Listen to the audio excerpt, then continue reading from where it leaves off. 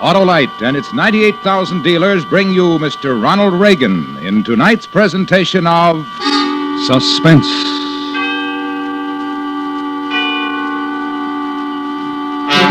Tonight, Autolite presents the story of a man who wanted to apologize for threatening a stranger. And when he got there, the stranger was dead and the police were waiting. It's called Circumstantial Terror. Our star, Mr. Ronald Reagan.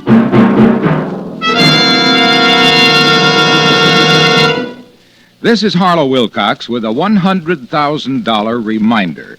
That total will be given to recognized charities in cash through the Autolite family charity drawing. And you may be one of 25 persons selected to name your own church, hospital, or any other local or national recognized charity to share in this huge sum. There's no obligation except printing your name and address, but your favorite recognized charity may share in thousands of dollars. To tell you how important this is to his organization, we are privileged to present General George Kenney, president of the Arthritis and Rheumatism Foundation. This generous Autolite offer will greatly aid the work of such groups as the Arthritis and Rheumatism Foundation. If you are one of the 25 persons chosen to name your favorite organization, I hope you will remember the 10 million people who suffer the pain and the crippling of arthritis. They will be most grateful for your help. Good luck to you in this Autolite family charity drawing. To enter this drawing, just visit any of these Autolite family car showrooms and fill out a registration form. DeSoto, Hudson, Plymouth, Studebaker, Dodge, Willis, Nash, Packard, Kaiser, or Chrysler. It may mean thousands to your favorite recognized charity. So sign up tomorrow. And now, Autolite presents Circumstantial Terror, starring Mr. Ronald Reagan, hoping once again to keep you in suspense.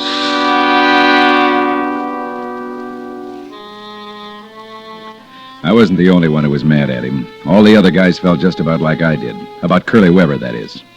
You see, if he hadn't let the pressure go too high, we'd have all been in good shape right now. As it was, the boiler blew up and wrecked the cleaning plant where I worked. The owner collected the insurance money and got out of the business, which left us with no jobs.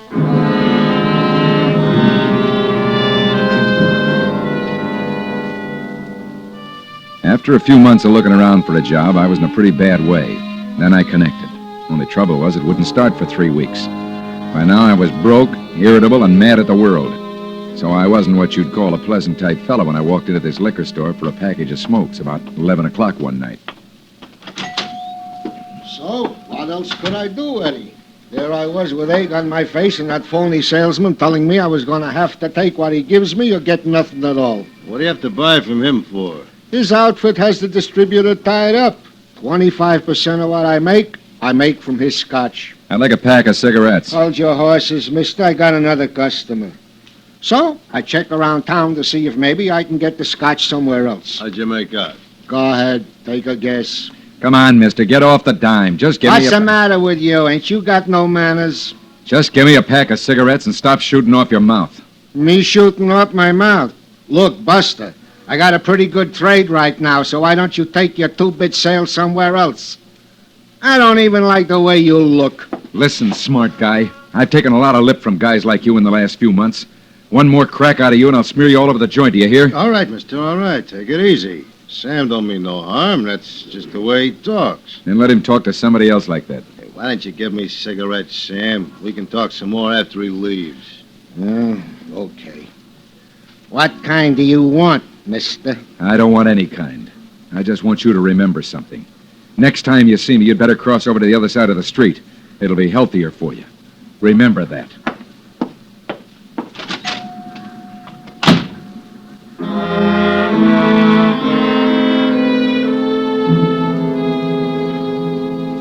I went back to my room and poured myself a drink.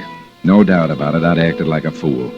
That 4 months of being unemployed didn't exactly develop an even temper. It was a half hour before I realized I still hadn't got any cigarettes, and another 15 minutes before I could talk myself into going back to the liquor store to apologize for losing my temper.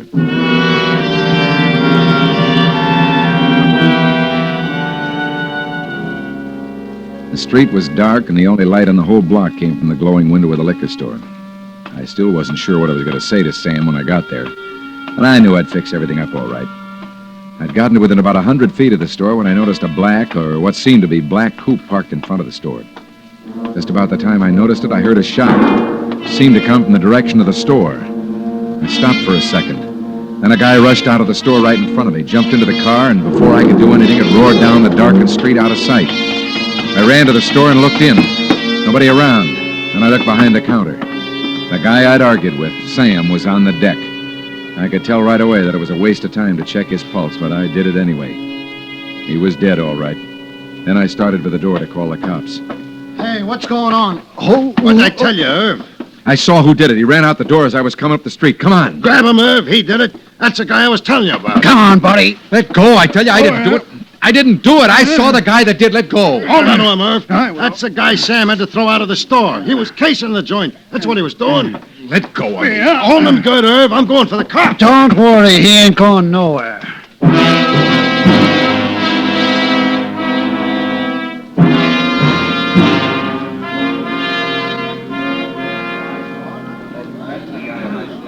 Just as I was getting up to go after the police, these two guys rush in and hold me. I didn't do it, I tell you. He's lying, officer. We'll find out if he's lying when the guys from Homicide get here. I don't even own a gun. That gun laying by Sam's body is Sam's gun. Looks to me like this guy shot him with his own gun. If you don't shut your mouth... Easy does it.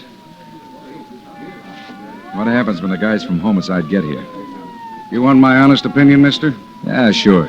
I didn't put the cuffs on you for laughs. I think you've had it, buddy. It's only an opinion, but from what I can see here, and what I've gotten from these witnesses, you're nailed, buddy. Nailed good.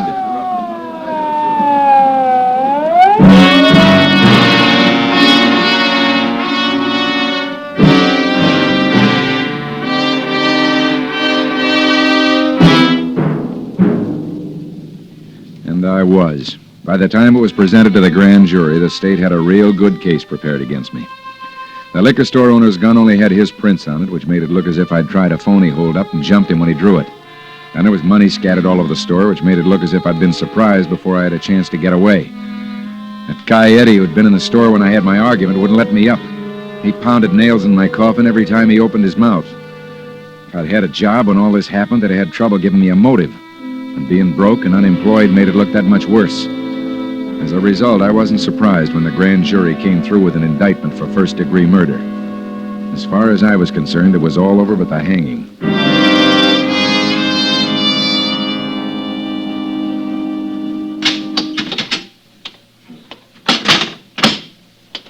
Now, how I am?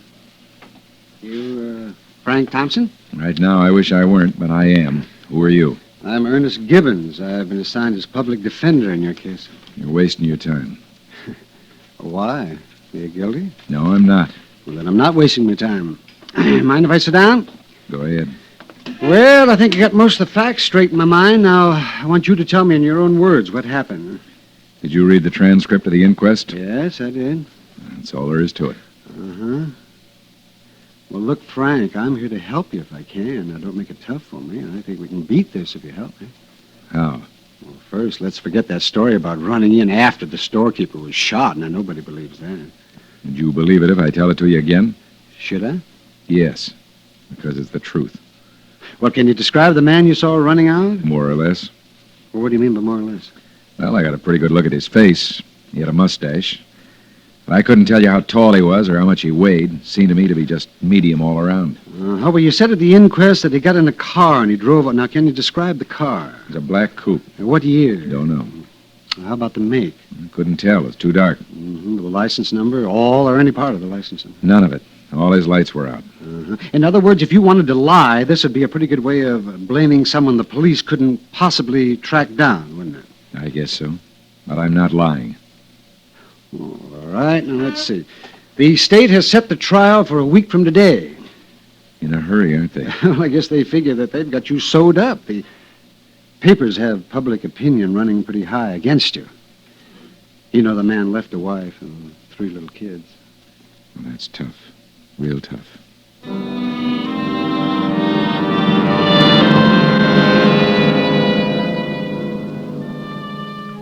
It was a couple of days later that Ernie came to me and said they were selecting the jurors who'd hear the case. This was a part of the law I didn't know a thing about, so when he said I had a right to sit in the selection, I went along. if only to get out of the cell for a few hours. Well, to put it simply, it's more of an interview than anything else. It also gives us a chance to get jurors we think might be more easily swayed to our way of thinking. I'm to the point where I don't care much one way or another. I just wanted to get out of the cell for a little while. Maybe I'd be better off if I just plead guilty and get it over with. Oh, now you're talking foolish, boy. There's a lot that can happen in the next couple of weeks. Yeah, it's all going to happen to me. Some of it might be good, you know. Don't hold your breath. Yeah, well, over here, Frank. You sit down, right? Okay. I'm going to try to get as many women as I can on the jury. You're a pretty good-looking boy. It helps sometimes. What about the prosecution? Don't they have anything to say about it? Well, I doubt if they challenge more than once or twice. Now, they think they have such a strong case, it doesn't matter much to them who's on the jury. They're right, too, aren't they? Well, that remains to be seen. Here they come. Yeah. Right now, I'd trade places with any given one of them. I don't think you'd get any takers. Not as many women as I'd like to have seen. Ernie. What's up, boy? The guy with the gray suit. Where? Over there, next to the dame with the fur coat. Oh, yeah. Well, what about him? Don't challenge him. What? Don't challenge him. That's the guy. What guy? That's the guy that killed the shopkeeper. That's the guy I saw running out of the store that night. Get him on the jury. Don't let him get away. I don't want to die for what he did.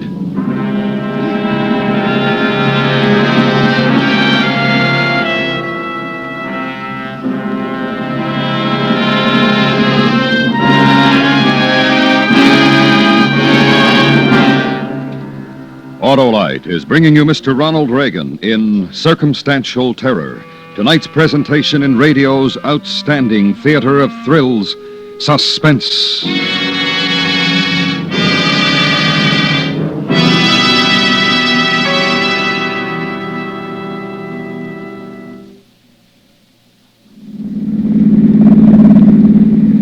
Hey, Charlie, what Nash model is this? Well, this is the new Nash Statesman, Harlow. You know, this year, Nash offers the widest range of models and prices in history. And you can get such optional features as power steering, power brakes, and even power lift windows. And of course, Harlow, Nash has Autolite equipment, too. And Autolite is proud of its long association with Nash and Nash dealers everywhere. That's why we're privileged to salute Nash as a distinguished member of our Autolite family. Distinguished is the word for the new Nash, Harlow, and advanced, too. The 1954 Nash gives you greater safety with exclusive unitized Nash air flight construction, greater economy on regular gasoline, greater comfort with the new exclusive Nash all-weather eye air conditioning system that heats, ventilates, and cools at your command. And Harlow, next week, Nash introduces a completely new kind of car. Watch for it. Okay, Charlie, and thanks for the ride. Always a pleasure, Harlow, especially in a new Nash. And now, Autolite brings back to our Hollywood soundstage Mr. Ronald Reagan in Elliot Lewis's production of Circumstantial Terror, a tale well calculated to keep you in suspense.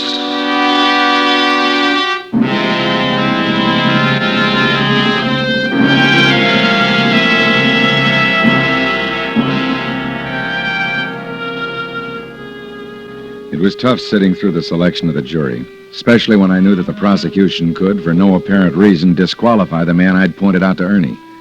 If he was the man I'd seen run out of the liquor store the night of the shooting, then he had to be where we could keep tabs on him. Ernie sacrificed a couple of his limited number of peremptory challenges just to make sure the guy came up for selection. When he did, there was no objection on either side, and we had him.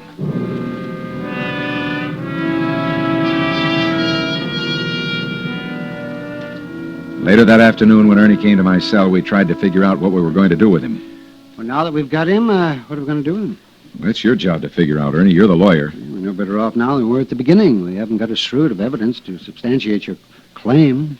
I saw him. Isn't that enough? Well, you're on trial, not him. Well, supposing I get up in court and say he's the man, what would happen? You'd probably declare it a mistrial and discharge the jury and go to work on another trial, but you'd stay in jail. Wouldn't they question him? Maybe. It was pretty obvious he'd say you were off your rocker. Remember, Frank, you're the one who's accused. Defending yourself by accusing him just on your say-so is pretty flimsy. Who'd believe it, would you? Well, couldn't you do it? Couldn't you tell someone? Proof, Frank, proof. What can I possibly do but quote you? What am I going to do? Just what we're doing. Go through with this trial.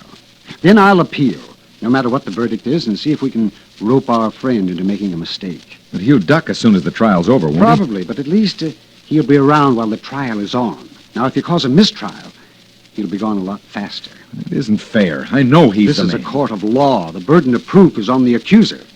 What real proof have they got against me? They don't have to catch a man in the act of murder to convict him of it. Circumstantial evidence can be strong enough, and in your case, it seems to be. It's driving me nuts to think that this guy's going to help send me away for a murder he committed. Yeah, they haven't sentenced you yet, boy. Let's see what happens. And if it does happen, Maybe we'll have something I can use to ask for a new trial, if we get into trouble. where's the trial going to be? Well, Judge Thurston will preside, I think. Let me see, that'll put it in the City Hall Annex. Where's that? In the Annex, that's a small building on the north side of the City Hall. That's next to the parking lot. Why? Just asking, that's all. Frank, Yeah? don't try any grandstand plays. Any tangle with the jury might result in a mistrial, and I don't think that's a good idea. Okay. I won't mess with them. That's good. Well, I gotta get going. Going home? I guess so. Tell me something, Ernie. Sure, well, what do you want to know? What are my chances, Ernie? And don't kid me. I wouldn't kid you, Frank. I don't know right now, but I'd sure be lying if I said they were good. Thanks. That's what I wanted to know.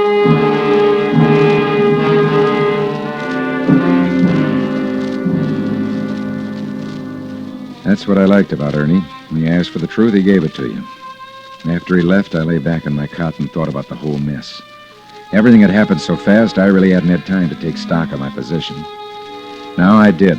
And what I came up with made me want to beat my brains out against the steel bars out of sheer frustration. It wasn't anybody's fault, if you discounted the guy that actually did the killing. I didn't have any beef with the law or the people who were carrying out the law. It was just that they didn't know they were going to convict an innocent man.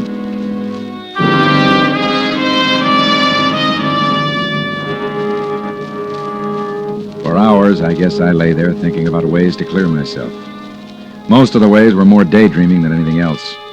I finally came up with the conclusion that anything I did was going to have to really go from the time I started it. There wouldn't be time for talk or reason. In the morning, I got dressed and ready for the first day of the trial. When I got to the courtroom, I was seated beside Ernie. Then came the time when papers were being shuffled and everyone was getting set for the opening arguments. Now then, you take it easy, Frank. We're going to fight real hard. You know what a backfire is? You mean like when a car... No, I mean like when you're caught in a bad brush fire without any water. I'm not with you, kid. What are you going for? You light another fire downwind, let it give you a big burn spot to stand in while the main fire goes past. You explain it to me later, Frank. The judge will be here in a minute or two, and I want to get my papers straightened here. He doesn't like to see an unprepared attorney. Listen to me, Ernie. I'm in the path of a real big fire right now. I know you are, boy. I know, but what... So I gotta try a backfire. A guy can get killed in a backfire, but at least you gotta take a chance. What are you trying to tell me? Now, say it fast, because the You will hear from me. Stick with me, Ernie. I'm a pretty good guy, but I'm in real bad trouble. And I'm the only guy that can get me out of it. Well, what are you going to do? This! Look out! He's taking a break! Get out of my way!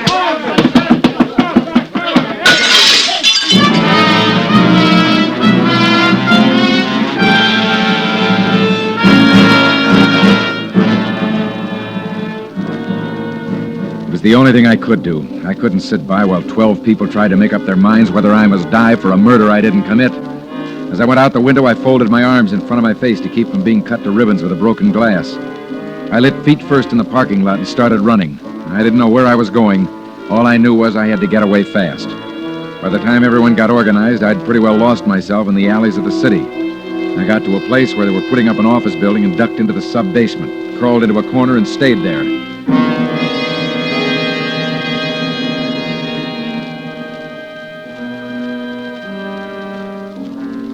Somewhere around midnight, I slid out and started to the only guy in town I knew wouldn't turn me in as soon as he saw me, Ernie Gibbons. When I got there, his place had a light on in the kitchen, so I went around the back.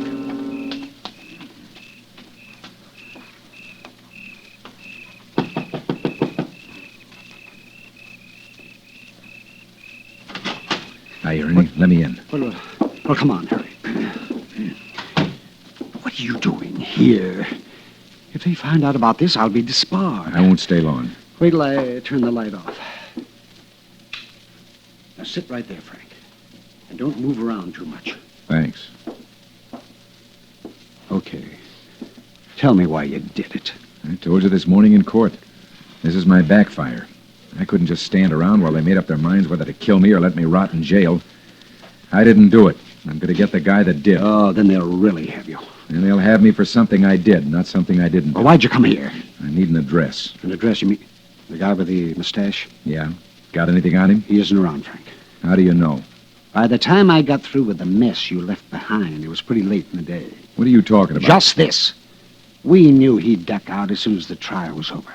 But during the trial, we might have been able to work something. That's why I warned you about causing a mistrial.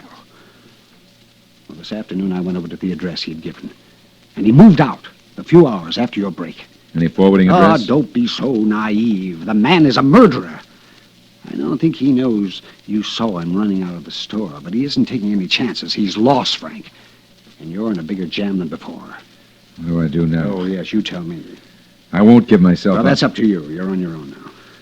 What's your position in this? Well, they should turn you in. But you won't. Oh, you're a cinch. They have the book thrown at you when they get you. I gotta think. Yeah, sure. Ernie, do something for me, will you? I might. What is it? I'm a pretty hungry man. Could you rustle me up some food? Oh, sure, Frank. I'll fix you some food.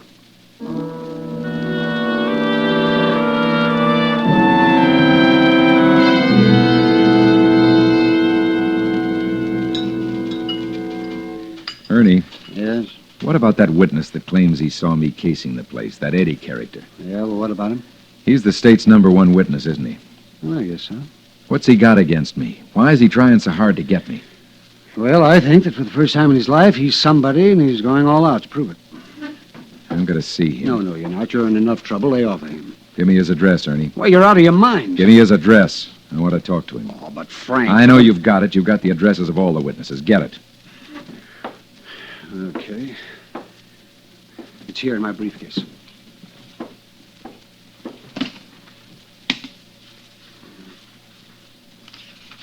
Hey. What? Well, that's funny. I never noticed this before. Noticed what? What are you mumbling about? The witness against you lives right over the liquor store where the guy was shot. Ernie. Yeah? Just a thought. But he's the fellow that accused me of casing the shop. Suppose it was the other way around. Suppose he was casing it for our friend with the mustache. Well, you'd have to prove a connection between the two men, but... So how are you going to do that? I don't know. I'll figure that out when I get there. Oh, I can't let you do that, Frank. Don't try to stop Well, me. you could get picked up on the way there. I'll be there in a few It's minutes. 3 or 4 miles from here. You're lending me your car. I am. Yeah. Give me the keys. Okay. Here. So long, Ernie. I wish I could stop you because... Don't try it. I wouldn't want to hurt you. Oh, well, thank you. So long.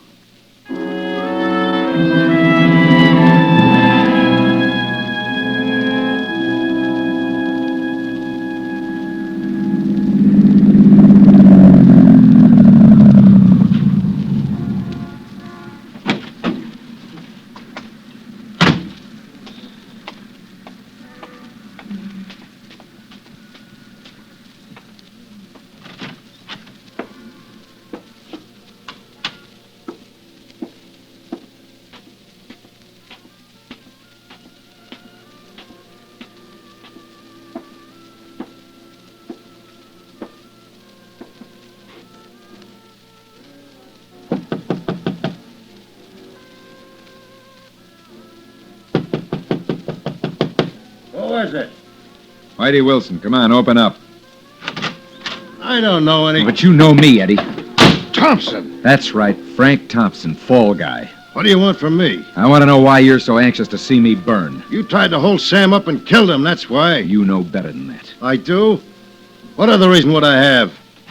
Hold it down to a roar, Eddie. I gotta get some sleep. Come on in, mister. You with the mustache. Thompson. Yeah, that's what Eddie said when he saw me.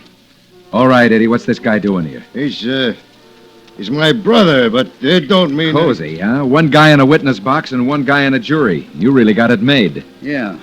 What are you going to do about it? Make you tell the truth. What are you talking about? Why'd you kill him? Need the money? Get out of here. After you write me a confession. So I can burn instead of you? That's right. You're wasting your time. Am I? Get the cops, Eddie. Now! Get up, you. Am I wasting my time? Am I? I don't write nothing. You won't.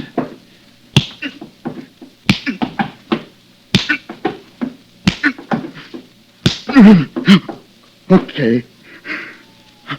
Okay, now. Start writing. Here come the cops. You're dead. No, mister, you are. If the cops get here before you finish writing, I'll kill you. If I'm going to fry for something you did, I'm going to be sure you go with me. Now make up your mind. You want to die right now or take a chance with a jury?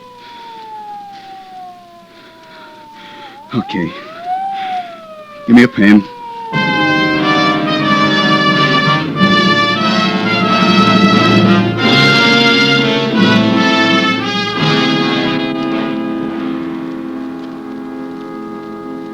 I hope you understand why I sent for the cops, Frank. I didn't want you to get in any more trouble. Oh, sure, that's all right. Well, how's it feel? Mighty good. It's a pretty town when you don't have to look at it from behind steel bars. Yeah. What are you going to do now? It looks like I'll be able to make that job I told you about. Only a few more days to wait. Where'll you be staying? I don't know. You got any money? Enough. You got any money? No. Then it's settled. You'll stay with us until you get on your feet. All right. You heard me. Okay. Lend me a quarter. Sure. What for? Ought to buy a pack of cigarettes. From a machine.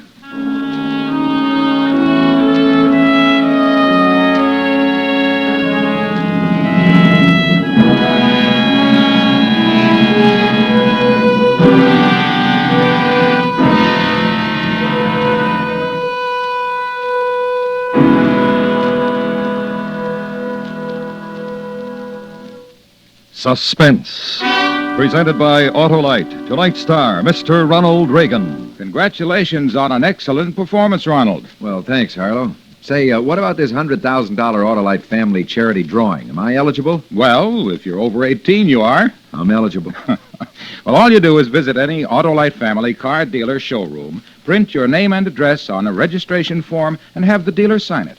And if you're one of the 25 people selected, you can name your favorite church, hospital, or any other local or national recognized charity to share in $100,000. And all I do is fill out a form? You mean there are no puzzles to solve or anything like that? That's right, Ronald. Nothing to solve, buy, or try. And where do I register? At any of the following showrooms: DeSoto, Hudson, Plymouth, Studebaker, Dodge, Willis, Nash, Packard, Kaiser, or Chrysler. Sounds like a wonderful opportunity, Harlow. Thank you, Ronald Reagan. Friends, you can help your favorite recognized charity share in $100,000 just by signing your name and address. So why not sign up tomorrow?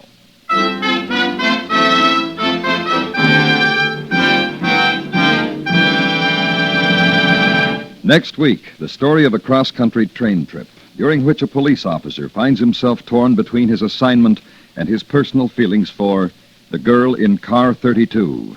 Our star, Mr. Victor Mature.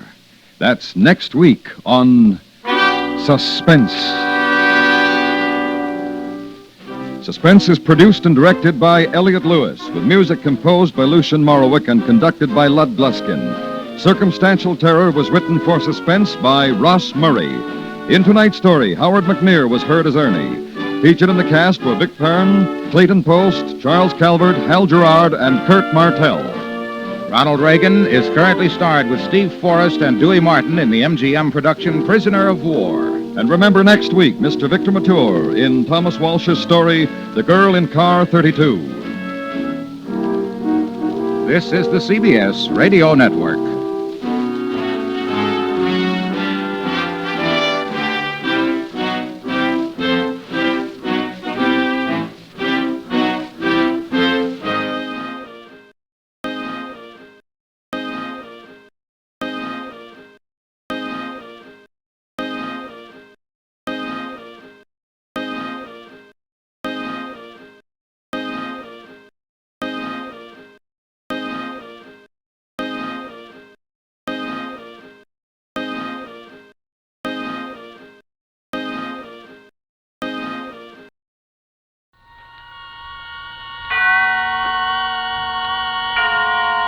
And now, tonight's presentation of radio's outstanding theater of thrills, Suspense.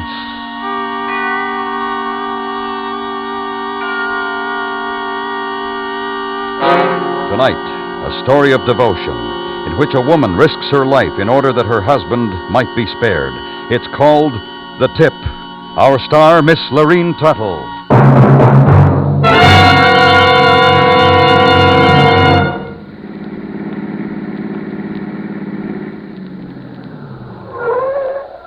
Thanks for driving me to the station, dear. A pleasure, darling. You really shouldn't have. Now, let's not start that again. But the doctor told you to take it easy. He didn't tell me to hibernate. My heart isn't that bad.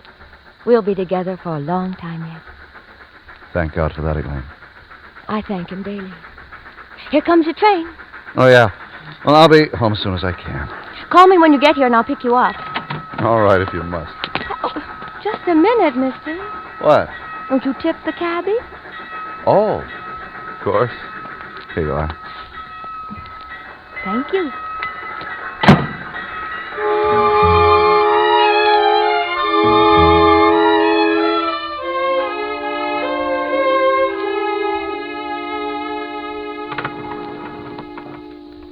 Eighth floor, Mrs. Stratton. Thank you, Mr. Raymond.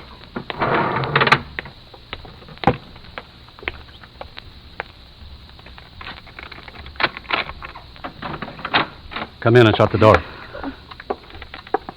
Sit down and be quiet. That's better. Just do as you're told, and there won't be any need for this gun to frighten you. Who are you? I was about to ask you that. I'm Elaine Stratton. Mrs.? Yes? Funny, I never thought of him as married. Who? Mr. Stratton, your husband. Where is he? On his way to work. I just drove him to the station. I guess I missed him. Hope you don't mind if I wait. What do you want with him? What do I want with him? I want to kill him. What? What did you say? Why? What did he do to you? He ruined me. My husband? Yes. But that's absurd. Not to me. I had my own business, a wife, 2 little girls. They're gone now, everything gone. Since Mr. Stratton came into the picture. Well, how could he have? Put me out of business, broke up my home. Well, however it happened, I'm sure he'll straighten it out. If it's money you need. He's had his chance. Only a week ago, I begged him to help me. But I'd had money then. My wife would have stayed. I told him that. He showed me out. Well, maybe he didn't understand how serious... He'll understand now. Well, I'll help you.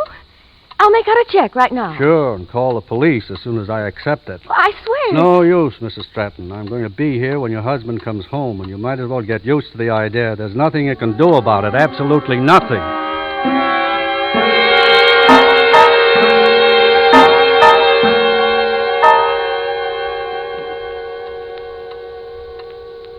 Maybe if I just talk, you'll understand. All right, I know you hate him. I know you don't care if you're hung for killing him. I care, though. I love him. George and I, we grew up together. I know him better than you ever could. We went to school together. If I speak to him, I'm sure I can get him to do something if he was unfair to you. If you kill him, you might as well kill me, too. I'd be lost without him. Try to understand. Whatever you can get by murder, you can do better otherwise. There won't be any need for revenge. I promise you I won't call the police if you give us this one chance. I promise. I promise. I promise. I don't hear a word.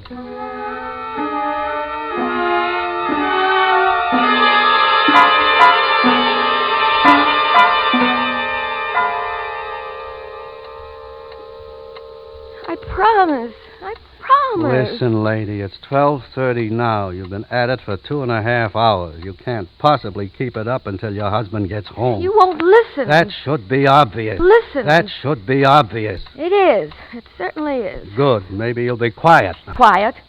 You expect me to sit here and calmly wait to see my husband shot by a madman? What else can you do? Well, I can call the police. And I can stop you. You can try. Get away from that phone. Go ahead, fire. Don't point that gun. Use it. Put that down. I said put it Let down. Get away. Oh! I'll try it again. I'll keep trying and trying. Not with the wires ripped out, you won't. All right. Now you can play with the phone all you want to. What's the matter? Not interested anymore? Why didn't you shoot me? It wasn't necessary. Is that the reason? Or were you afraid to? Don't get any wrong ideas. The noise might attract attention, isn't that it? It might. Then for all your threats, you wouldn't use it. Not until I had to. Well, you have to. Right now. No. All I have to do is tie you up, gag you until your husband comes home. Would you rather be tied up? Oh, Who's that? I don't know. Expecting anyone? I ordered some groceries on the way home this morning. Could be the delivery boy. All right. Here's your chance to hear the gun go off. One wrong word out of you and I'll fire. But not only at you, at the delivery boy, too. You wouldn't dare. Try me then. I'll kill both of you. Whoever it is. If you say a wrong word, I'll kill both of you. You may involve an innocent party in your problems if you wish. The choice is yours. Go ahead. Open the door.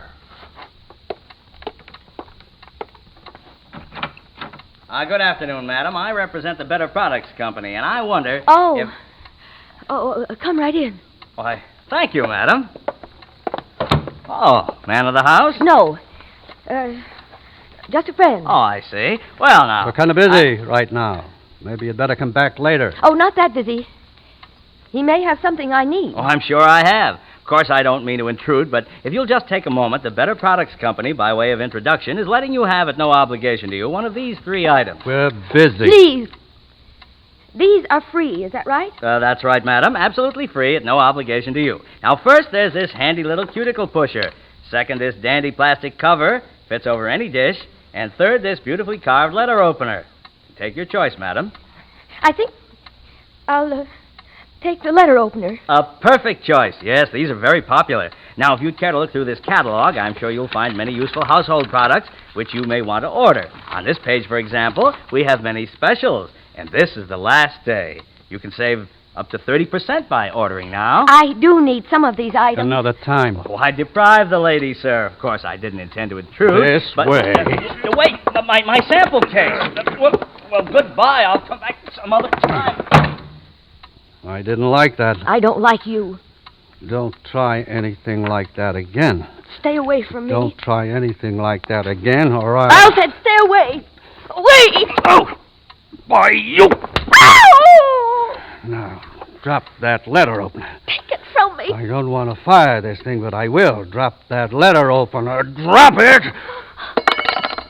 That's better. Now lead the way to your medicine cabinet. You're going to bind this cut for me. No. I said... No. I'm not fooling, Mrs. Stratton. Ow! This way.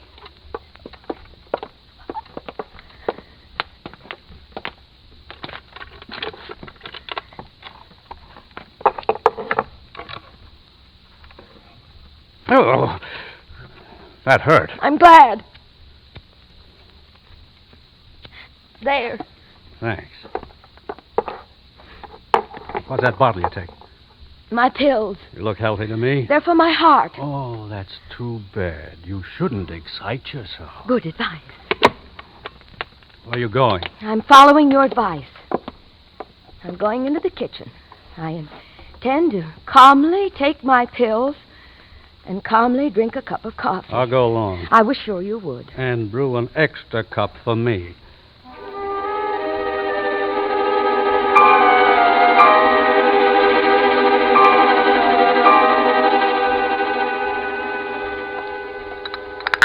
Here's your coffee. Sugar. I'll get it. Here it is. It's hot. I like it hot. Glad to please. Drink yours. Not at the same table, thank you. It's a little too chummy. I'll have mine over here. Suit yourself. I hope you don't mind if I turn my chair around, though. I don't like to have my back to you. Your manners, I'm sure. That's right, my manners.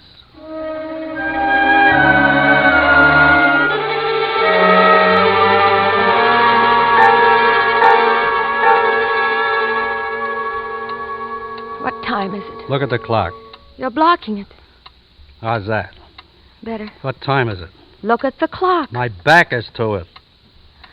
2:10. Maybe that's your delivery boy. Maybe. Go ahead, answer it. But don't forget, what I said before still goes. The choice is yours. A wrong word, and I'll kill whoever's at the door. I know. Elmwood 89325, George Stratton. Yes?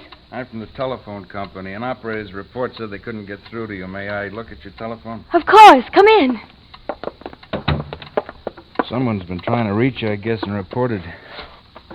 Say, how'd this happen? Accident. Accident? I tripped over the rug and grabbed the phone as I went down. The wires ripped out. Well, it must have been quite a fall. It was. Is that how you hurt your hand? Yeah. I will have to reconnect those wires. It'll take long. No. I'm sorry you have to go through the trouble. Well, that's my job. Do you get many ripped wires? Oh, I imagine accidents happen. Oh, not this kind. The only ripped wire job I ever had, and I'm working for the company for a long time. A friend of mine did, though. He went to the apartment, fixed it. Was it an accident? That's what the guy said. My friend found a guy and a gal in there. When he read the papers the next day, found out the gal had been murdered. And I guess it wasn't an accident. No. Came out in court later. The guy had ripped the wires out. It could almost be the same here, couldn't it? Yeah, it could. Imagine if you read the papers tomorrow and find out Mrs. Stratton is murdered. That sure would be a coincidence, wouldn't it? There. That wasn't bad. I'll just test it. Balzac here. Elmwood 89325. Yeah. Right, thanks. All set. No trouble now. That party will be able to reach you. Thank you. Now, you have your telephone in working order. Silent at last. Or are you only sleepy? Sleepy? No, I'm not. You look sleepy. No, I can't be. The pills. There's your party. Oh, yes. Shall I answer it for you? No, I'll take it. Hello?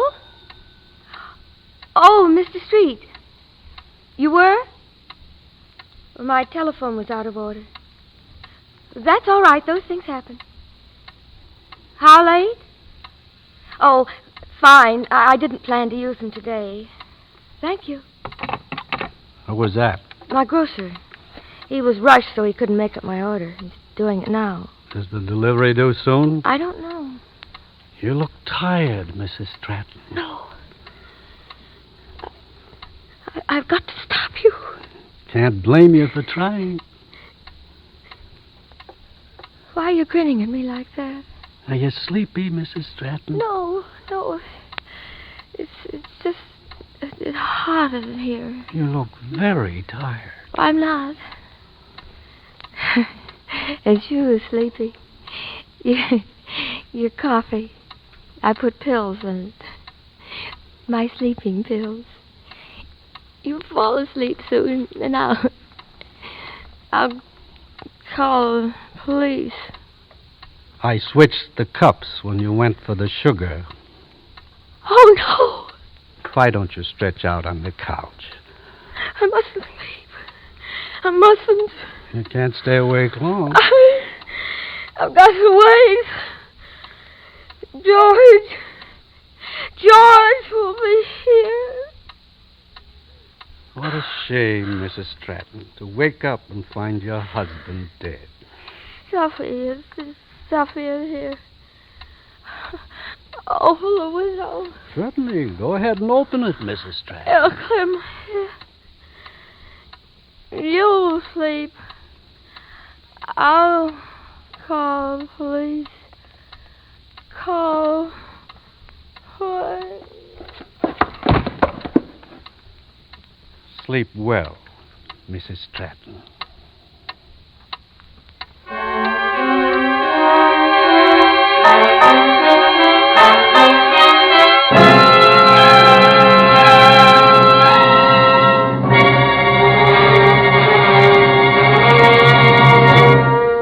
You are listening to Miss Lorene Tuttle in Carl Abrams' story, The Tip.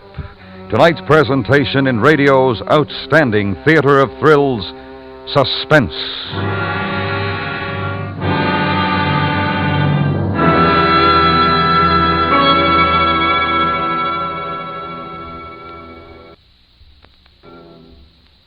Later this evening on most of these same stations, John Lund makes his latest tour de force as yours truly, Johnny Dollar.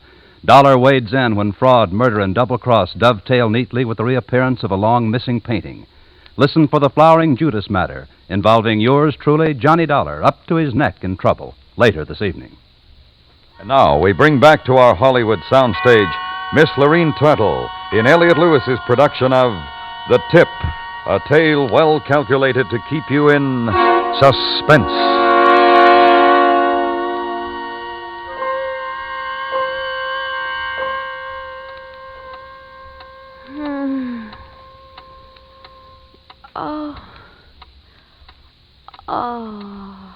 Sleeping. I was sleeping. It was a dream. A nightmare. I'm afraid not, Mrs. Stratton. You? That's right. It wasn't a dream. How long did I sleep? Long enough. It's 5:30. No! Well, he must be due home soon. No! He's not coming home. I forgot to tell you. He gets through about this time. I guess it takes an hour to get here. I've got to get help. Stay away from that door. I won't let you kill him. Away! Oh, stop. Maybe this will convince you. You're joking. You'll do as I tell you. Let go. Let go. Should have tied and gagged you while you were sleeping. Why didn't you? Because it's more interesting this way. You are a madman. No, just a little bored with a full day of waiting. Bored with murder. No murder has been committed yet, Mrs. Stratton. I'm sure things will be more exciting when your husband comes home. I won't let you. I won't. Won't you? I don't think you can stop me. What have you done so far? You tried to drug me, a kid stunt, so it backfired. Worst of all, you've been trying to stop me with brawn. That might be brave, but let's face it, I'm stronger. All you've done is to earn yourself a few slaps and a throttling. You won't get away with it. Stop repeating yourself. Sit down. That's better. You see? I already have you taking my commands. But that's to be expected. You're a woman. Women are emotional. And you're a man. A big, brave murderer who knows how to slap a woman. It's natural for me to take advantage of my strength in this situation. And your superior cunning, no doubt. Oh, I imagine you're just as smart, but not in this kind of setup. As I said, women are emotional. They can't think on a tight spot. I suppose there's a moral to this little sermon. Simple. Use your good sense and be still. And if I refuse? That's probably your delivery. Open the door. And shall I read? I know. Not a word. That's right. No use dragging the delivery boy into this. Good evening, Mrs. Stratton. Michael, hello. I'm sorry this is so late. On top of everything, I forgot your bundle on my last round. I had to go back for it. Oh, that's all right. Shall I bring it in for you? No need to. Doctor, will you take this for me, please? Sure. Right here, son. There you are, Doctor. One moment, Michael. I'll get some change. Don't bother. I have some. Here. $50. Thanks, Doc.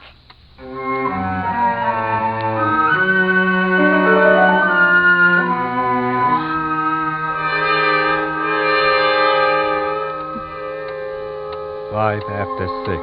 Pretty soon now. You don't know what you're doing. Not much, I don't.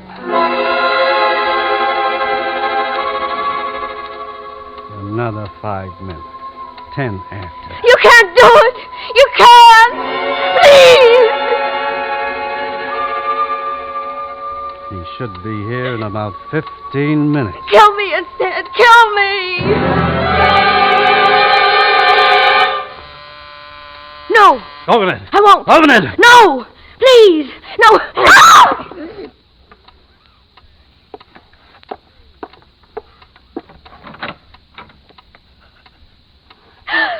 Good evening, madam. I thought I'd stop back. You said you might want to make an order before. I told you another time. Oh, you're still here.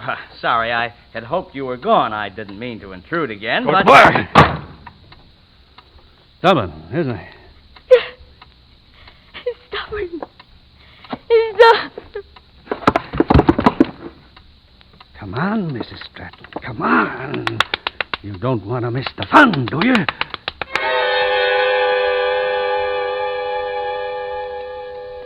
Here, have a cigarette. Will calm your nerves. I don't.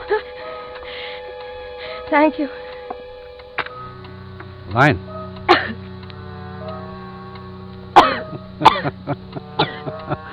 Doesn't look like you ever smoked before. I smoked. I used to. I'm not accustomed to it anymore. Oh. Well, drag deep, Mrs. Stratton. We've only got about 10 minutes left.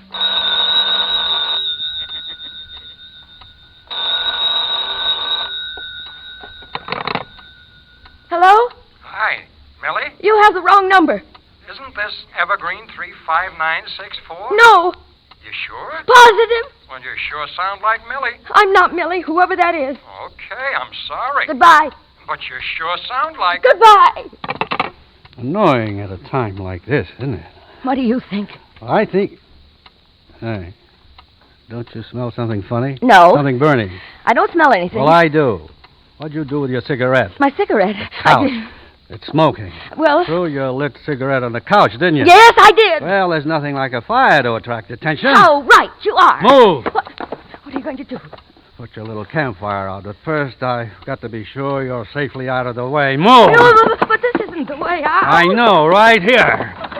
Into the closet. No! I won't! Get in there! Let me out! Let me out! I'll let you out if I can get that fire you started under control. If not, too bad. Let me out! Please, please, please, let me out! Beast! Is that nice? After I rescued you. Beast! Beast! Don't get hysterical, Mrs. Stratton. The fire is out. Raised more smoke when I poured water on it, though, than when it was burning. I hope it didn't frighten you. I could kill you. Well, I guess I should have let it burn. If I had that gun. Shut up! It's George! Come now, Mrs. Stratton. Your husband has a key of his own. Open the door and see who it is. And make sure you get rid of him fast. Mrs. Stratton, the neighbors, they say they smell smoke. Smoke? You better let me look around. Really, Mr. Raymond, there's no need. Oh, what's this? Oh, that. It's all right now. A cigarette. Slip behind the cushions. I see. Well, it's all out now. Only took one pot of water. I see. Oh, is Mr. Stratton home? Not yet. I see. You see too much. Well, I don't see anything. I see a lot, but I don't see anything. All right, you see. Now go. Huh? Oh, yes. Oh, well, I suppose I'm in the way. No, Mr. Raymond, you're not in the way. In fact... Well, that's all right, Mrs. Stratton. I pride myself on not being naive. I understand how things happen. Just be careful not to set the building on fire, please. Goodbye. What are you trying to do? What kind of ideas were you trying to put into his mind? They were already there. I can't help the way he thinks. That might be something, though. Husband slain in love nest. Quiet! All right. And my apologies if I seemed rude. But don't try it again, or I might use that alibi. My pills. Oh, please get me my pills. Get them yourself. Please. I told you I wouldn't trust you alone for that long. I'll be still. Here, take it. Hello? Hi. George? I'm down at the station now. You still want to pick me up? Pick you up? I Careful. I'd love to. What's the matter? Matter? Nothing. Nothing's the matter. You're late. George! You get another attack? No, no, George. Hold on, darling. I'll take a taxi. No, George! No! No, don't come home. Don't come home, George. Don't come home. Don't.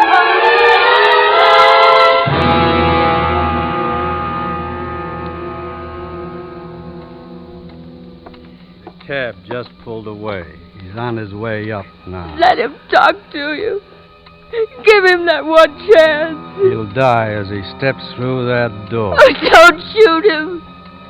Don't shoot him. I can hear him now. Oh, please, I beg you. Please. I'm not well. I'm not well. Run, George, run! Don't open the door! Run! Run! Run!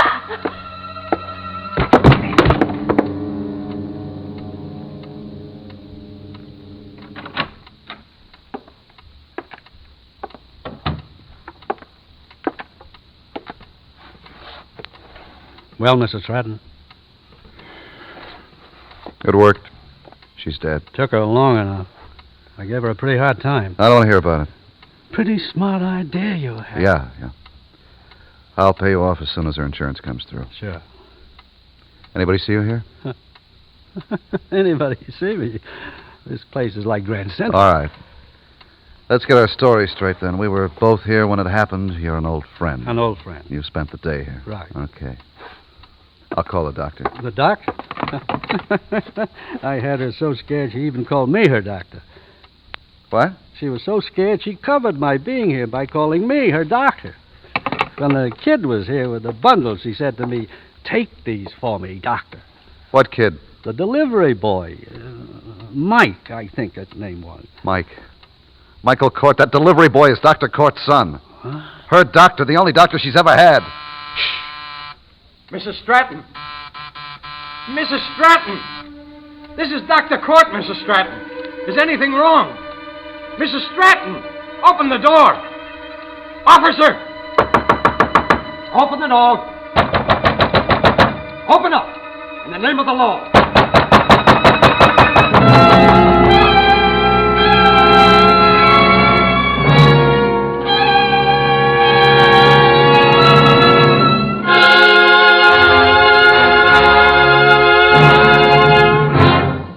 Suspense, in which Lorene Tuttle was starred in The Tip.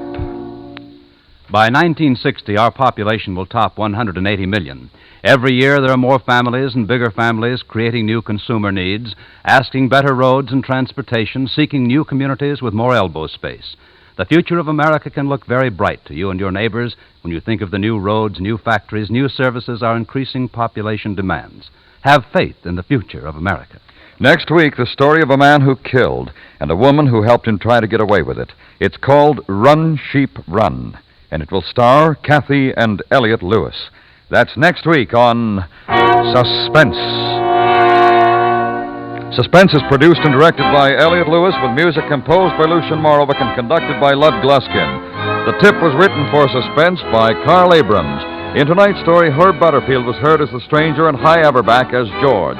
Featured in the cast were Howard McNear, Jerry Hausner, Shep Menken, Dick Beals, and Eddie Fields. And remember, next week, Morton Fine and David Friedkin's new play, Run, Sheep, Run, starring Kathy and Elliot Lewis. America listens most to the CBS Radio Network.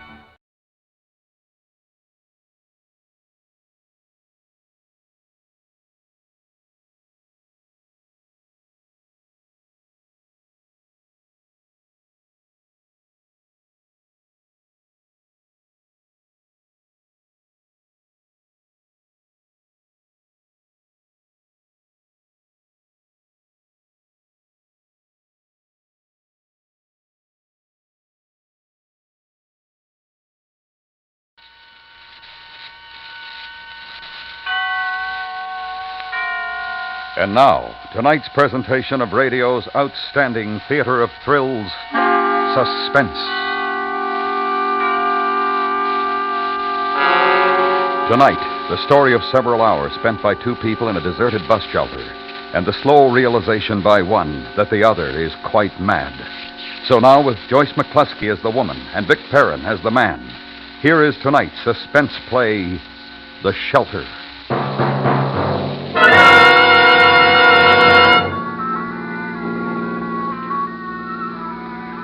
This is where I turn off. Now, if I remember right, the bus stop is just around that next bend. That's right. There's a shelter there, isn't there? Yes. Yeah. Here we are, then. Sure you don't mind walking when it's this dark? Well, it's quite all right. I'm grateful to you for having brought me this far. Oh, it was a pleasure. Well, good night and thank you. Just a minute. An important You never know what these things are going to be. It has just been reported by the authorities at the county mental hospital that one of their patients has escaped. Motorists are warned to be on the lookout for would-be hitchhikers and to report any to the highway patrol. How about that? This person may be dangerous. A description of the escapee will be broadcast as soon as it's available. And now, back to our music brought to you at this hour by... Say, that's bad. Maybe I'd better not leave you here on your own. I'm afraid you'll have to. You're in a hurry, and I do want to catch the midnight bus. If you're sure you'll be all right, the bus won't be long. Well, I'll just walk along to the shelter and then stay there, out of sight. Well, now, if you're sure. Thank you once again. Well, it's quite all right. Good night, then. Good night.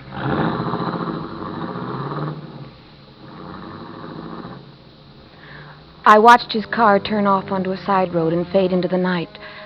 Then I walked ahead, towards the bus stop.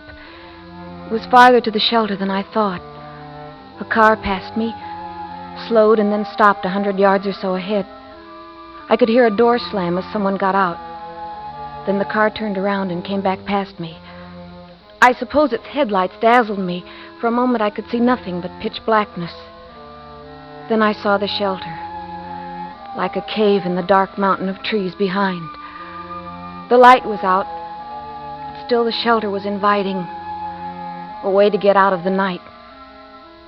So I went in to wait for the bus. It was unbelievably dark in there, like walking into a fold of black velvet.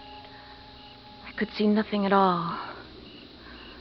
Hello. Oh, I'm sorry. Oh. I'm waiting for a friend. Oh, it's quite all right. I didn't mean to frighten you. It's all right. There's a seat here, a bench along the wall. Thank you, I know. You know? I've been here before, waiting for a bus. Oh, I see. You can find the bench all right? Yes, thank you. Oh, yes, you're sitting down now, at the other end. You must have extremely good eyes. Yes. Yes, I suppose so. You've become accustomed to the dark after a while. Yes. Do you know about the eyes? They say that the way to see objects at night is to avoid looking directly at them. That's very interesting. They say that the human eye is made up of things called rods and cones, although I can never remember which is which. The rods, or the cones, whichever it is, are in the middle. You use them for looking at things in an ordinary light. The rods are on the outside, and you sort of look sideways with them at objects at night. I'm not boring you. No. I'm interested in facts, are you? Well, I get them from the Digest, you know. It's a great place for facts. I expect so. It's practically all I read. And what's the use of reading if you can't talk about it, eh? Well, I agree. Where I've been staying, they all read the same thing. You can't tell them any facts they don't know. I like to talk. But when you start, they say, we know. And of course they do. They think you're mad or something. That's very discouraging. Yes. Especially when you're an old chatterbox like I am. Are you a good listener? I think so. That's good. Because, as I say, they wouldn't listen to me. You've gotten up? Well, yes. Where are you going? Nowhere. Then why did you get up? The seat is a little hard. I thought perhaps you were going outside to walk around. Well, as a matter of fact, I thought I might. Then my conversation does bore you. No. I think you'd better stay here in any case. What do you mean I'd better? Because it's not safe out there. Not safe? No. What do you mean? You don't know? It was on the radio? What was? Then you didn't know? Well, no. About the lunatic? Lunatic? One of the inmates from the asylum up on the hill. You mean one of the patients from the hospital? That is perhaps a kinder way of putting it. But just the same, they might be dangerous. So you'd better stay here, with me, where it's safe. What did the radio say? I didn't listen too closely, just that there'd been this escape. But we shall be all right here in the shelter. That's right. Sit down again. What was I saying before? That you were interested in facts. I expect you smoke. No, I don't. Oh. I was wishing I could offer you a cigarette, but I don't smoke myself. What was that? It's the branch of a tree tapping on the roof. It happens every once in a while when the wind shifts. Oh? Yes. I've read some interesting facts about drinking in the digest. People become addicts, yet the solution is quite simple. They should invent another habit to counter the bad one. That sounds like a good idea. I have all sorts of useful habits which make up for my having no vices. Counting things is one of them. You understand what I mean by counting things? Well, not exactly. You take wood-block flooring, for example. How many blocks would you say there were in a floor 40 feet by 15? Never mind working it out. I can give you the answer at once. It's 1,470. Fancy. In the same room, there are 10 iron bedsteads with rails, top and bottom. If there's a knob at the end of each rail, how many knobs altogether? No, don't try to answer. In this room, 3 of the beds have a knob missing. So the answer's 37. That's exact knowledge. Counting things is the only way of coming to exact knowledge, you know. Mathematics will let you down every time. Well, I was never very good at math. Approximation, that's all it is. This fellow Einstein knows that. Yes, I've read all about Einstein and the others in the digest. They're theorists, of course. Yes? I'm a practical man myself, and I believe in counting things. Did you walk to the door and back again? You couldn't see me? I could hear your voice come and go, and I thought I saw your shadow at the door. I wasn't sure. I knew you couldn't possibly have heard me walking. How? I took my shoes off. They squeak. Oh? Also, it isn't natural for human beings to wear shoes. Perhaps it isn't. When you wear shoes, you bang down on your heel too much all the time. This jars the brain. As a matter of fact, there's a lot to be said for not walking upright at all. Oh, there's that tree branch again. It squeezes your entrails altogether. It's better to walk on all fours like animals do, so the internal organs hang freely inside the natural protective cage formed by the ribs. I read an article where it said that most of man's ailments... His voice went on in the darkness. And as it went on somehow, even uneasy as I was, I stopped listening to him. I could hear another voice out of the past. Years ago. It was a loud voice, and I could overhear it from outside the window. It was talking about me. But didn't you notice? She just walked out on me. What's the matter with that child? Surely she's not afraid of me. I don't know. Perhaps she is. But that's ridiculous, Martha. I was just talking. Now, what was there to be afraid of? Well, what were you talking about? I don't know. Nothing much. You know the way you talk to kids. Yes. Well, then, she got up and walked out. She looked scared. Well, perhaps she's abnormally timid. I've noticed it before. When the Parkinsons were here, she used to go missing for hours at a time. I just couldn't find her. Well, they were strangers to her, but she knows me, for heaven's sakes. I always thought I was her favorite uncle when she was a baby. You remember? She certainly wasn't afraid of me then. I sometimes think her father's death affected her. Oh?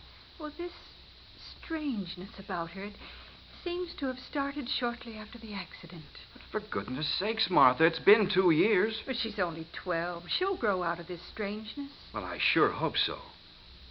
Say, what are you whispering for? Was I? Well, yes, and you still are. Well, I'll tell you, Will. I get the feeling when she goes missing the way she does that she hangs around, listening to conversations. I have the feeling she's listening to us now. You do? Yes. Well, where then? Outside the window. I'll take a look. No, Will, don't be a fool. That's the worst thing you could possibly do.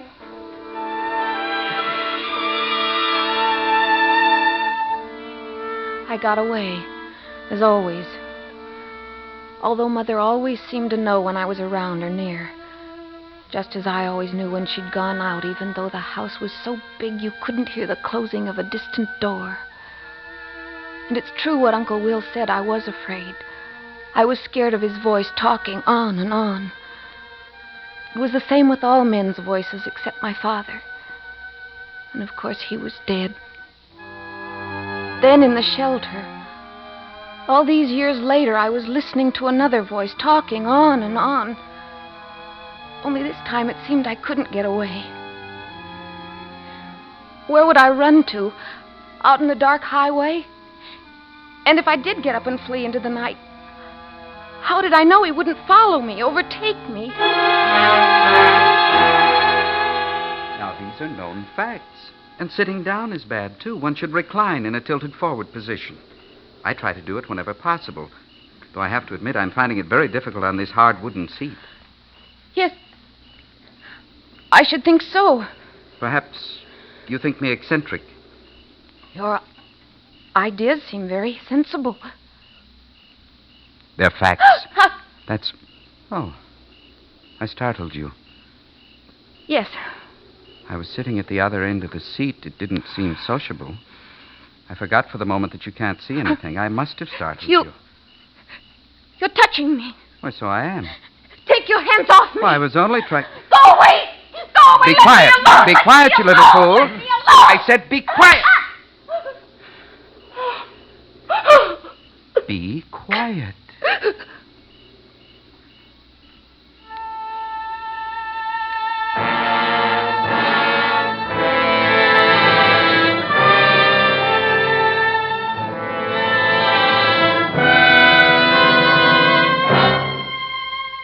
You are listening to The Shelter, tonight's presentation in radio's outstanding theater of thrills, Suspense.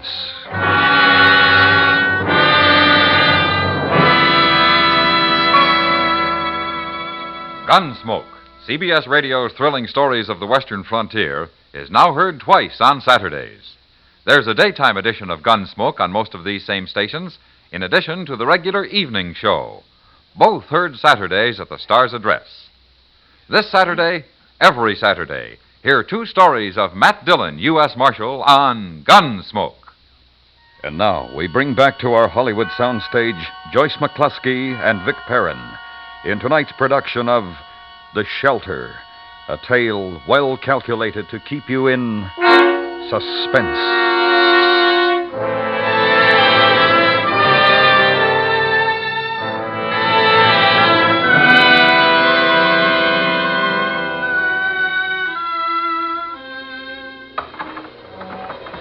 Then I heard the tree branch tapping on the roof.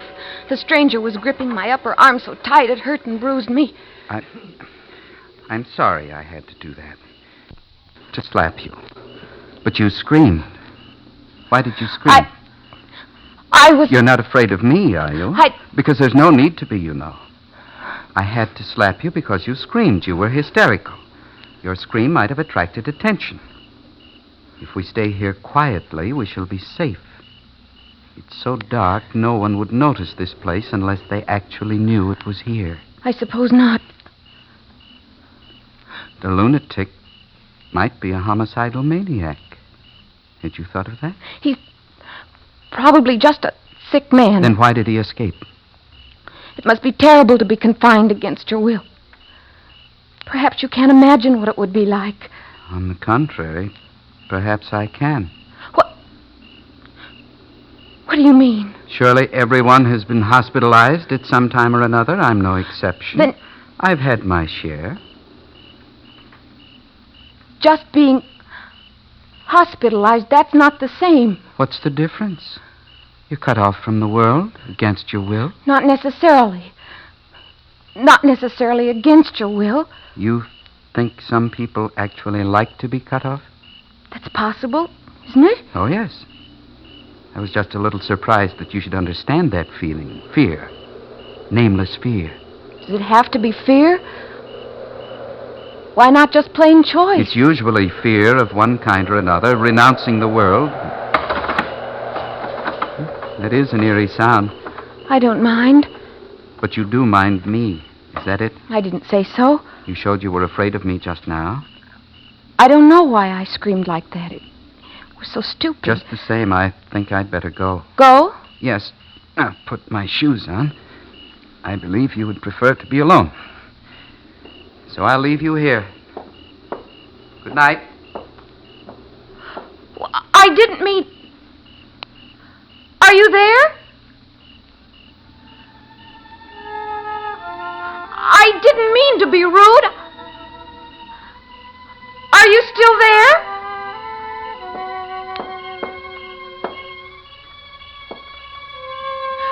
Where are you? Where are you? Come back. I don't want you to leave me alone.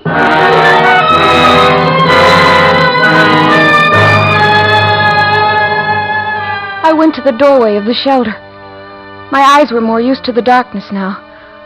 I could see the gray strip of highway stretching away in both directions.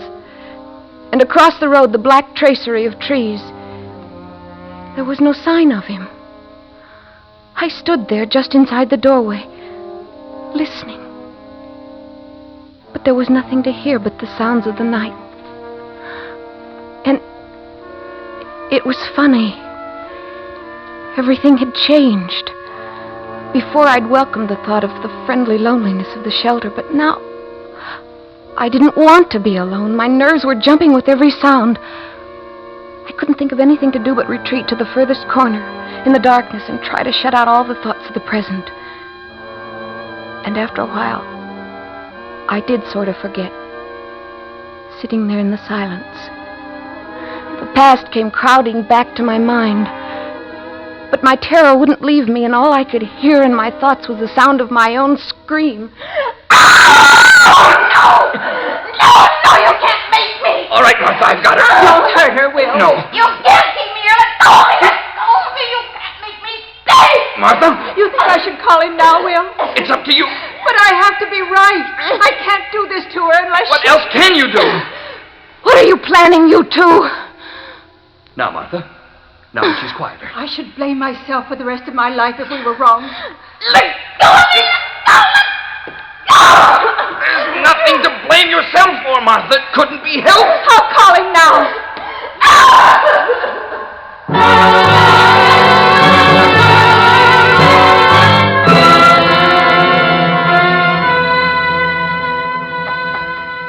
The sound of the trees rattling against the roof brought me back to the present. Back to the loneliness of the dark shelter. And now I was thoroughly scared. My companion of the darkness had gone. But I had an overwhelming feeling he was still out there in the night. Watching. Waiting. But as I sat huddled in my corner, listening for the slightest sound of him, I heard something else. The bus was coming. Oh, now at last I could get away. I went out to the edge of the highway to signal for it. It seemed to be going so fast. I waved my arms. There was a blinding glare of headlights. Stop! Stop! Please stop! Oh, please stop!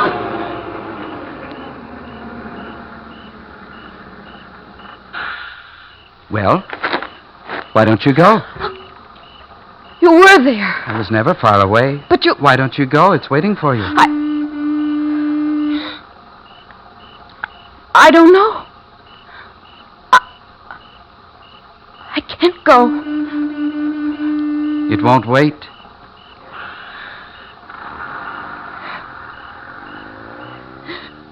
It's too late now.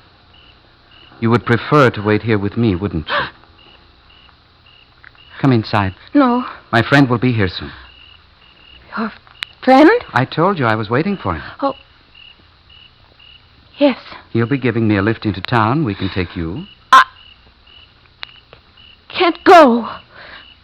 Perhaps you believe there is no such person as my friend? Why did he leave you here? He'll be back soon and we can go into town. Or do you want to go back to where you came from? I think I'd better. Come back into the shelter. No. Come on. Don't touch me.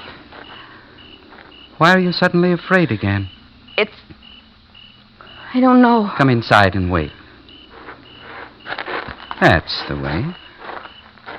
Oh! What was that? Tripped on something. Give it to me. It's a stick. A walking stick. Give it to me, please. A white walking stick. It's yours. Yes. Then you're blind. Yes, I'm blind. Blind? I don't understand. You said you read all those things in the digest. It's true. I read them in Braille. I'm afraid I frightened you. I only wanted to help. Oh, it's strange. For the first time I can remember, I was afraid of being alone. Scared of the dark. It's normal to be scared of the dark. I just didn't want to depress you by speaking of my own affliction. But now that you know about it, you realize that we both know what suffering is, what it is to be alone, what it is to be shut up, away from the world, because we don't really belong there. You mustn't say that. Why should you think you don't belong? I don't think that.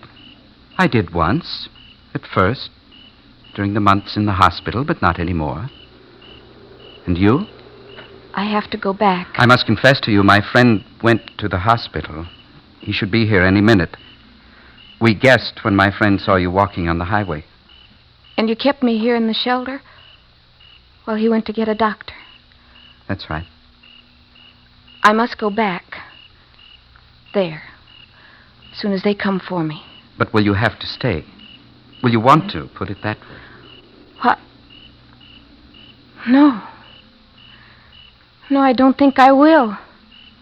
Then the outside world, meeting people, this is not something to be afraid of? Not anymore. I'm glad. Listen. What? I hear my friend coming.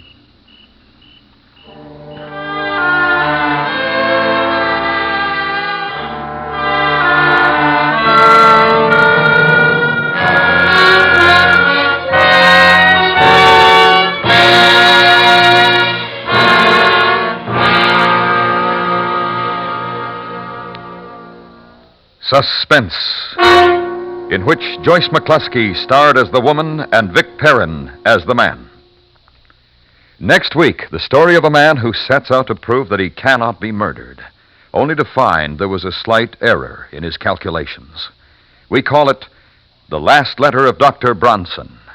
That's next week on Suspense.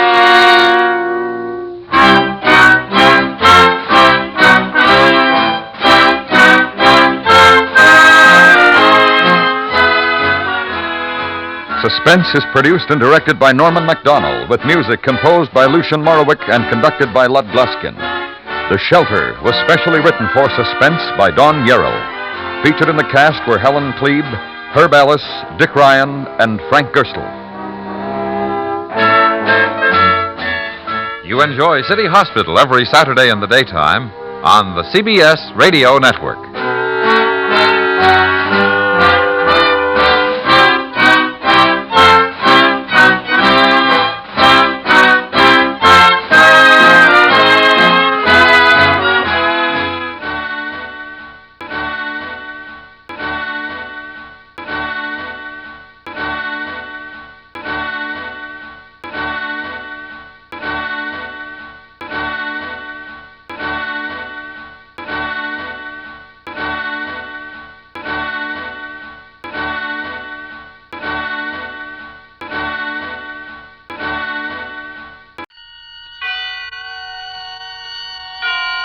And now, tonight's presentation of radio's outstanding theater of thrills, Suspense.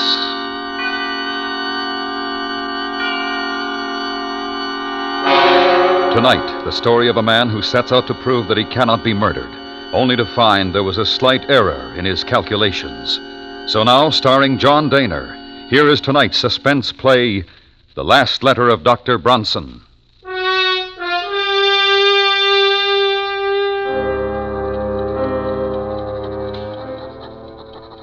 My dear Dr. Mosher, Forgive me if I dash this letter off rather hurriedly. There are but a very few minutes remaining for me. The few minutes between now and midnight. You have always protested my fascination with the subject of death. It irked you to hear me discuss the latest electrocution or hanging. You alone, Mosier, will know how this fascination has led me to this terrible moment. I should like you to have all the facts. First of all, let me recall a conversation which we held here in my study a little over a year ago. Death and murder. There you go again, Bronson. Really, you're unhealthy. No. Now, wait, Mosier. I've been studying the question for some time, and I have concluded that there are 5 basic checks which serve to restrain man from murdering his fellow man.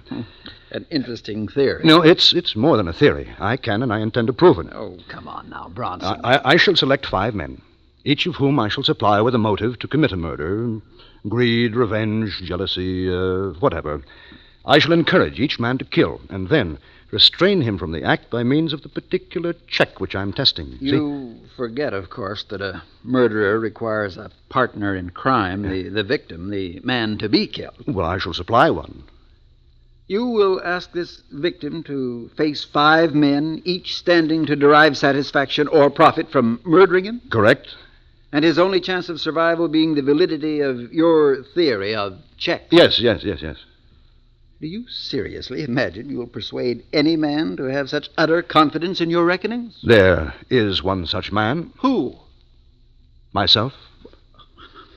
Bronson, this is insane. Why? Why should I hesitate to risk high stakes on a sure thing? But your life... No, I tell you there's no danger involved whatsoever. When will you begin your experiment? Well, why don't we begin right now?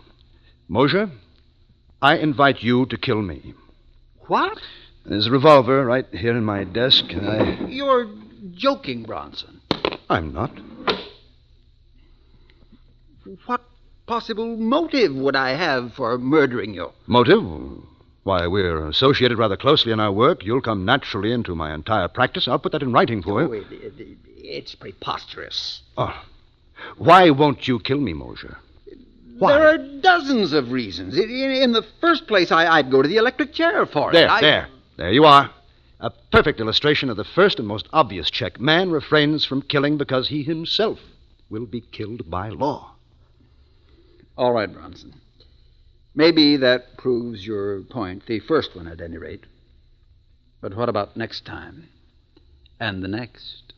That, my dear doctor, remains to be seen.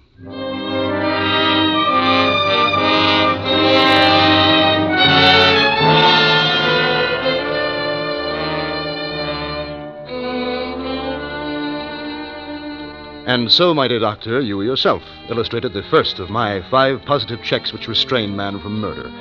Fear of the law. Now, that was more than a year ago. The remaining checks have not been so simple.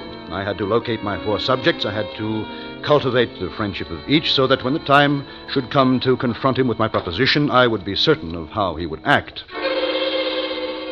Now, the first of my 4 potential murderers was a clerk named Totten. We frequently went to church together on Sunday evenings at St. Stephen's, right around the corner of my apartment. And one Sunday evening after the service, I asked him up to my apartment, and as we walked along, we talked. You know, Dr. Bronson, I was talking about you to my wife the other day before they took her to the hospital. Oh? I was saying what a great comfort it was to be with you these Sunday nights. Oh, now, come, Mr. Totten, you embarrass me. Oh, no, I mean it. In the world today, too many people seem to feel that they no longer need their God. Yes, their lives seem to be void of the great thing you have in your faith. The church is a great comfort to me. And I do need something to cling to in times like these. Isn't this your apartment that we're passing? Hmm? Oh, I want to go up the side way. We shall be unobserved. Unobserved? Yes.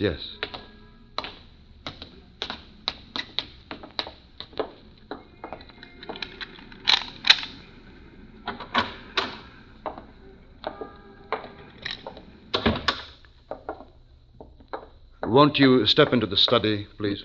Yes.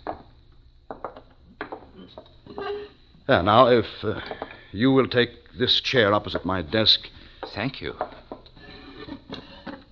Good.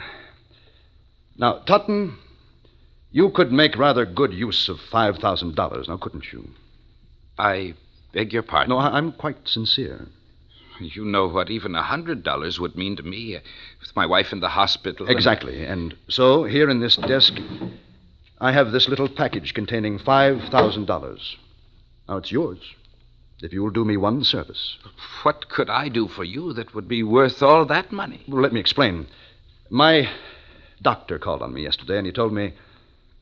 Well, to be quite frank with you, Tutton, he said that I was slowly going mad. No, that couldn't be. No, I'm quite all right at present, but it's only a matter of time, and I'd rather not have to face it. And so if you will take these rubber gloves... Well, I don't understand. Put them on, please. But why? Now, as soon as you have them on, I shall hand you this small bottle. It contains cyanide of potassium, one of the deadliest poisons known to man. Now, I hold it firmly, thus, and clearly impress my fingertips on it. Finally, here on the desk, I'm leaving this note explaining that I have committed suicide. Suicide? Now, when the bottle is in your hand, I want you to remove the stopper and empty the contents upon my outstretched tongue. Thus, you see. I will be dead within a few seconds, then you may leave by the same way we came in. You will be quite unnoticed, and with $5,000 in your pocket. What do you say? Well, you can't take the matter of life and death into your own hands. Precisely. That's why I'm asking you to do this for me. Well, I'm very sorry. I can't oblige you. Well, now, if it's the law you fear... No, it's not that. You seem to have arranged that perfectly. Then, what is it? If you don't understand why I can't do this monstrous thing, I suggest you look up the 6th commandment. Good night.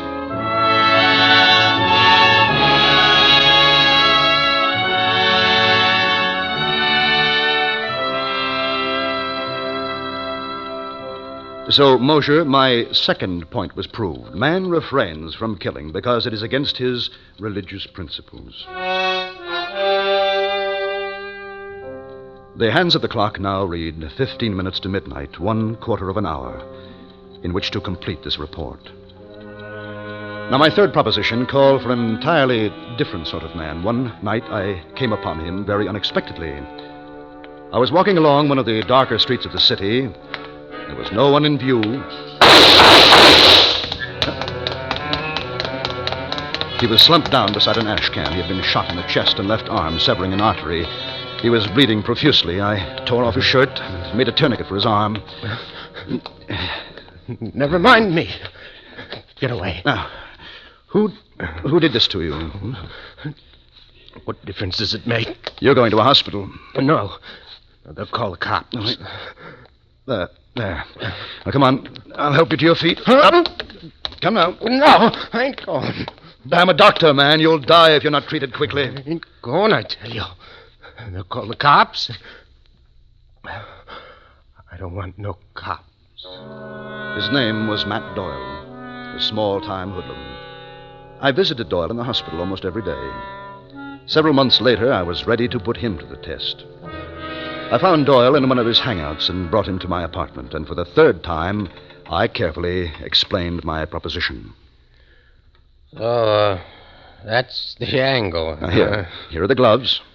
Here is the suicide note, and here is a .45 caliber automatic. You're familiar with this type of weapon, I take it? Familiar. Yeah. Is this on the level? Absolutely. And this water door is mine if I kill you? Well, that's right. Nobody know I done it? No one. Yeah. These gloves, they're kind of small for me. That's all right. They'll do. Yeah. You want me to put on the other one? It's safer, yes. Yeah. I guess it is. Now, I want you to understand exactly what you're doing, Doyle. Without any justifiable cause, merely for the sake of money, you are going to murder me. Now, you understand that? Yeah. You've been hired to do this before. Well, yeah, Yeah. But you've never killed a friend, have you? Yeah. Yeah, I have. Well, anyway, they was my pals until they got in the boss's way. But, well, when the boss would say, see to him, Matt, so then there was just another job to me. Whatever the boss said was always right, you see? But you, well, I don't know. No, I can't do it. But I thought you said that you... No, here, you take the gloves. Well, are you afraid of the law? No. What's the matter, then? It's... Well, the boss always told me what to do, you see? And then afterwards, he'd always come around and slap me on the back, and he'd say, good boy, Matt. But if I took care of you, well, you couldn't come around later to tell me that I'd done a good job. And you see, well, that's important to me. Yes, but look, No, I'm sorry, Doc. Oh, but if there's somebody else that you want me to take care of... No, there's no one. Thank you just the same.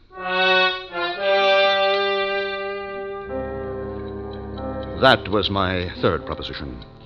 Even a criminal of low intelligence, a professional killer, cannot bring himself to murder unless the act follows the code of his society, unless it is approved by some voice of authority.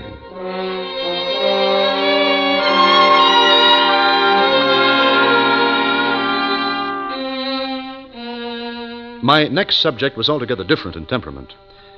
I first encountered Judith Ainsley about 5 years ago when I operated on Barrett Sheffield, the actor. You will recall that Sheffield was brought to the hospital with a lung abscess.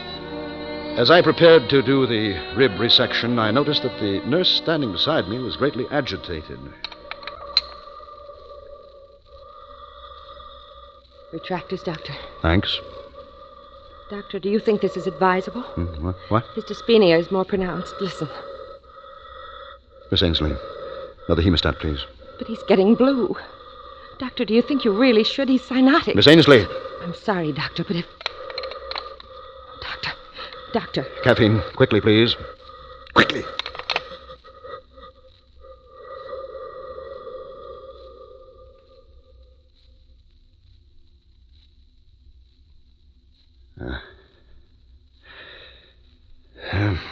Well, that's that. You killed him. You killed him. You should never have gone ahead. You know that. I warned you. What is the matter with you, Ainsley? Have you never seen a pulmonary before? Yes, I have. Well? We were going to be married next week.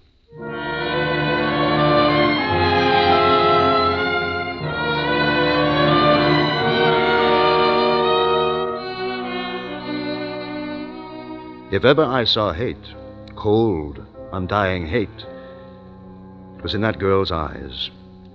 I had made the most implacable enemy of my life. A few months ago, I inquired about Miss Ainsley and learned that she had done 4 years of medical and was now interning in the hope of picking up a residency. I went down to the hospital and sat in the doctor's lounge and waited for her. Presently, she came in with another intern. I stood up, walked towards her. Oh, I would say about 3 months ago. Miss Ainsley, Huh? could I speak with you, please? Excuse me. Of course, Doctor. Dr. Ainsley, if you please. Yes, Doctor. I have a little proposition to make to you, but first of all, there are 2 facts I'd like to be sure of. A, you are unable to set up your own practice because you don't have the money to get started now. Is that right? Perhaps. Fact B, you still hate me and feel a strong desire to be revenged for the wrong which you consider I have done you. Yes, I'm afraid that's true, Dr. Bronson. Good. Good? Yes. You see, I want to pay someone to murder me. So, once again, I carefully and painstakingly set forth my simple conditions. I'm not sure that you're entirely sane, Doctor. But go on, you interest me. You see, it's my heart. I've had considerable damage. Coronary occlusion. Had to spend 6 weeks on my back. Just got up last week. So, naturally, I was given digitalis and... I see, Doctor. Yeah. You've been heavily digitalized, and if someone were to give you an injection of calcium gluconate, You would have an immediate heart block. Dead within a few minutes. Exactly. A simple error of judgment, unavoidable. $5,000. My own practice. And I will say that I'm feeling badly again, a recurrence of my pericardial pains. I will go back to bed and ask that you be assigned to care for me, and the rest is simple.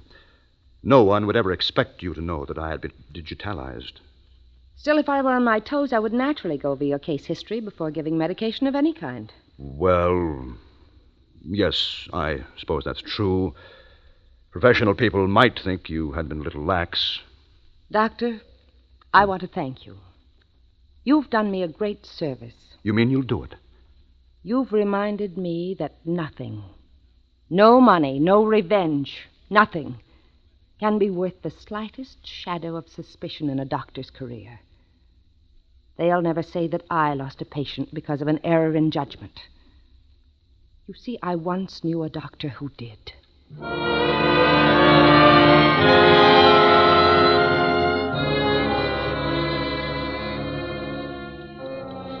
There, Moshe, is my fourth check.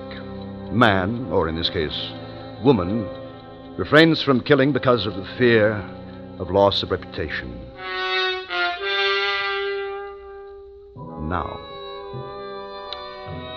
Now I come to the testing of my fifth subject, man who would not murder because he couldn't bear the sight of blood, much less the responsibility for shedding it. Laderne was my man, and I found him shortly after my search began. On that day, I saw him turn a ghastly white as a fast-moving car ran over a small dog which had run into the street. Laderne clutched at his throat and fell in a dead faint. Now, I, of course, made it my business to become acquainted with him. I hadn't seen him for more than 4 months until tonight. As he took his place at my desk, I noticed he's changed. He's thinner. His dark eyes seem blacker than ever. And so now, for the fifth and last time, I explain the necessary details. Uh-huh. So it will look like suicide. Yeah, that's right. Now, here is the knife and the suicide note. You've arranged everything? Everything. No one knows I'm here? No one. You want me to kill you now? Yes. Why do you want to die? My doctor says that I am going insane. That's strange. About going mad? About him saying you're going mad. Oh, yes. It was a shock. I don't mean that. What do you mean? That's the same thing they told me. They what? They told me over a year ago that I was going mad. The sight of blood no longer troubles you? No. Then there is no check. What check? I mean, is it? No, nothing. Well, might as well get this over with. Nice gloves you've got here. Nice and smooth on my hand. Then you're going through with it? I've got my gun right here, too. Beauty, isn't it? Yes. Then if you'll give me back the knife. No, I'll keep that. I've used this gun a lot the past 3 months. Killed about 50 dogs. You've done what? It's very interesting. I do it after midnight. It's fun watching the dogs. You have to know just where to hit them. Kills them instantly. Yes, but the noise... I have a silencer. I don't like to wake people up when I kill their dogs. Now, look here, Laderne. This has gone far enough. I was only joking. No, you weren't. Now, listen to me. I was only joking. Shall I do it now? No, wait. You want it through the heart, don't you? Not yet. Can't you wait? Just a little while. What for? There's no use your trying anything. I'd kill you quick. Yes, I suppose you would. Look, I have been conducting a little experiment. I would like to write an account of it before I go. What sort of an experiment? I don't think you'd understand. Okay. I'll wait till midnight. Then I gotta go. There's a German police dog, a big ugly brute. But I'll wait. Thanks. The clock says 10 minutes past 11. Yeah. You got 50 minutes. I'll wait by the window.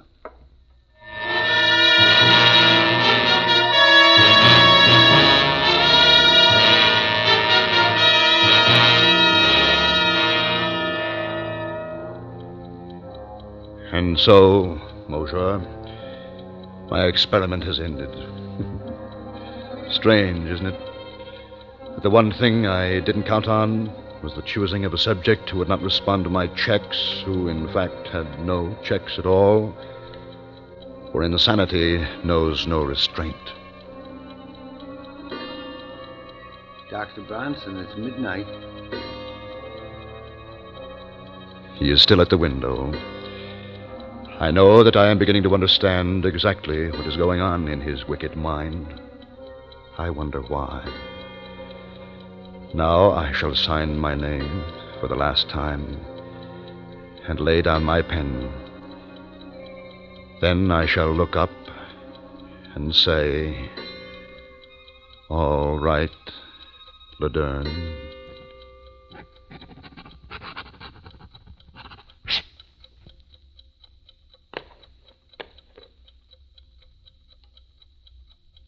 All right, Laderne.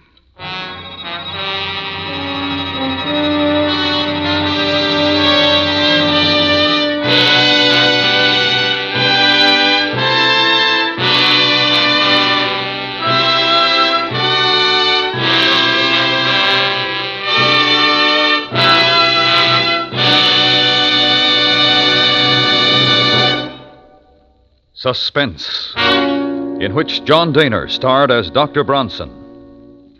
Next week, the story of a man who learns far too late that in horse racing or life, there is no such thing as a sure thing. We call it the sure thing. That's next week on Suspense.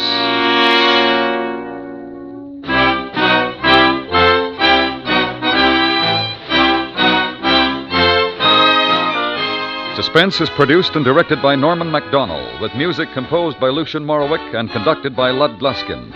The Last Letter of Dr. Bronson was specially written for Suspense by Leonard St. Clair, from a story by Richard Crakey. Featured in the cast were Parley Bear, Howard Culber, Paul Richards, Virginia Gregg, and James Nusser. You enjoy City Hospital every Saturday in the daytime on the CBS Radio Network.